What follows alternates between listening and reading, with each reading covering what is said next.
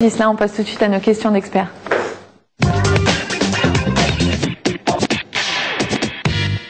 Alors Virginie Charot, on va parler donc de diététique et de nutrition. Tout de suite, la question de notre téléspectateur ou téléspectatrice, d'ailleurs je ne sais pas, elle nous dit: j'aimerais bien manger des noix, mais j'ai entendu dire que ce n'était pas toujours bon pour la santé. Est-ce que c'est vrai? Non, c'est pas vrai. Mais pas du tout, au contraire. Alors il y a une mauvaise légende qui colle à la peau ou à la coquille des noix, qui dit que la noix est grasse et qu'il faut pas en manger, et que quand on a du cholestérol il faut pas en manger. C'est même véhiculé un peu par certains médecins qui seraient pas informés de la composition des noix. Et la noix est un fruit sec gras, c'est vrai, mais qui contient des bonnes graisses, dont les fameuses oméga 3, bons à la santé. On cherche partout. Et à côté de ces bonnes graisses, il y a aussi plein d'antioxydants, donc qui font partie de toutes ces molécules anti-vieillissement ou protectrices par rapport à la santé. Et à titre d'exemple, il y a plus d'antioxydants dans une poignée de noix, alors poignée de noix avec la coquille, sous-entendu, entre 5 et 10 noix, il y a plus d'antioxydants dedans que dans un quart de litre de jus de pomme, et même plus que dans le fameux vin rouge. Il y a plus d'antioxydants dans 5 à 10 noix que dans un verre de vin rouge. Donc manger des noix. Mangeons des noix, voilà. Donc à raison de 5 mon mari, par jour, il n'y a pas de souci. Et donc et ça protège même par rapport au cholestérol, ça favorise plutôt le bon cholestérol.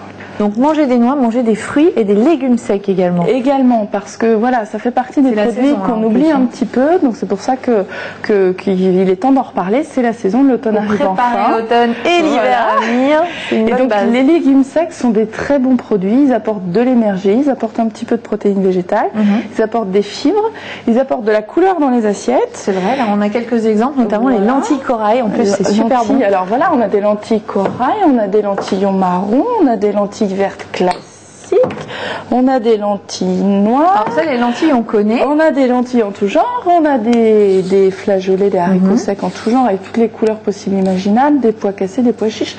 Alors tout le monde ne les aime pas tous et c'est pas très grave, mais en général il y en a toujours certains qu'on aime. Seul inconvénient, je dirais, c'est peut-être le mode de préparation. C'est un petit peu long à préparer ou à cuire. Certaines personnes peuvent les digérer un peu difficilement, mais c'est comme le reste, il ne faut pas en abuser non plus. Et d'utiliser un petit peu de bicarbonate à la cuisson, ça aidera à la digestion. Ah, le bon petit tuyau, pas mal. Voilà. Alors, vous allez bientôt proposer un atelier de cuisine. Alors, c'est complet, je vous l'annonce. Mais sur demande, il y en aura peut-être d'autres qui seront proposés. Un atelier de cuisine autour des légumes secs de l'entrée au dessert. C'est possible ça? Oui. Donc pour prouver ou remontrer un petit peu l'usage des légumes secs, on fait avec donc je pense que je peux le citer, tour à table, donc des ateliers de cuisine, et on a préparé, par exemple, et on va repréparer un velouté de lentilles, c'est absolument délicieux, avec 2-3 épices, ça relève tout de suite le plat. On peut préparer des plats complets même sans viande grâce aux légumes secs. Je pense à des risottos aux fèves, le couscous traditionnel, même s'il n'y a pas les boulettes ou la merguez, ou la minestrone italienne. Il y a plein de plats, ou le chili, il y a plein de plats comme ça traditionnels qui associent des céréales et des légumes secs.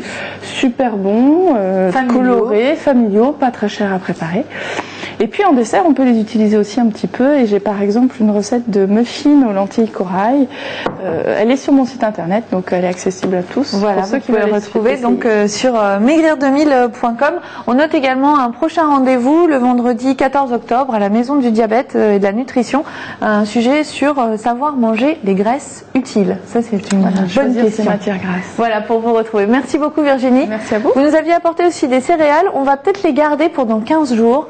Et on vous fera un petit point sur les céréales, parce que ça marche bien en plus avec les légumes secs. On se retrouve tout de suite après la pub pour parler de cinéma dans Tout sur un plateau.